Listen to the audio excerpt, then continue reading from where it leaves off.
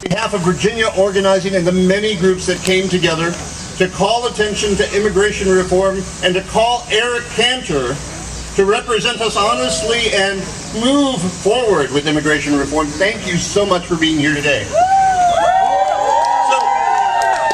Before I forget this, and if I don't say it once, I should say it now and then again and again and again. If you haven't signed up at the table, if we don't get your name and contact information, we want to do that before you leave. It's critically important that we get a note of everyone who's here and that you have the opportunity to call Eric Cantor and tell him that we want comprehensive immigration reform with a path to citizenship, that we want fair and equal treatment for all persons living in this country, and that we want decent workplaces that are safe for everyone. Thanks so much. So again, my name is Marco Grimaldo, and I represent the Virginia Interfaith Center for Public Policy. I also am speaking on behalf of my friend and colleague, John Barton with the Virginia Council of Churches. So let me begin with a word from our many faith traditions, because I think this speaks to who we are as a faith community and perhaps even to where you are. So we hear these words from different faith traditions. In Buddhism, we hear, "Hurt not others in ways that you yourself would find hurtful." Or in Hinduism, we read, "This is the sum of all duty. Treat others as you yourself would be treated."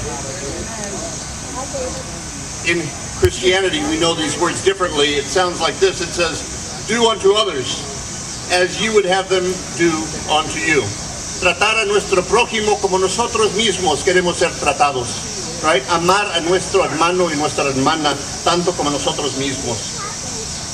In the Hebrew text, we read in the book of Leviticus, when an alien resides, cuando un extranjero vive en su terreno, en su tierra, when an alien resides in your land, you shall not oppress the alien.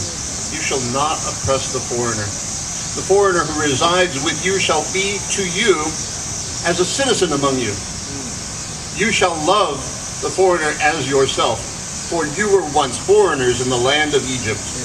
I am the Lord your God. Thanks be to God. So this past week, esta semana pasada, estuve yo visitando con muchos de los líderes religiosos. I visited with many religious leaders throughout Virginia. I've been traveling the last couple of weeks. And among the things that they told me were really critically important to Virginians was immigration. They're concerned about health care, but they're really concerned about immigration, and it's probably the point where we have agreement. We have agreement that there should be a fair way forward toward citizenship. So when I met with the Lutheran bishop, or when I met with the Episcopal bishop in Southwest Virginia, and when I talk with them here in Richmond, I hear very similar things, that they're concerned with the dignity of all persons, with making sure that people can keep their families together and not be afraid of deportations or being arrested. And these are the things that have brought us together here today. And so with that thought in mind, I want to make sure that before we leave, let me say this the second time, you signed up so that you can be involved in contacting Eric Cantor and the various members of the Virginia delegation.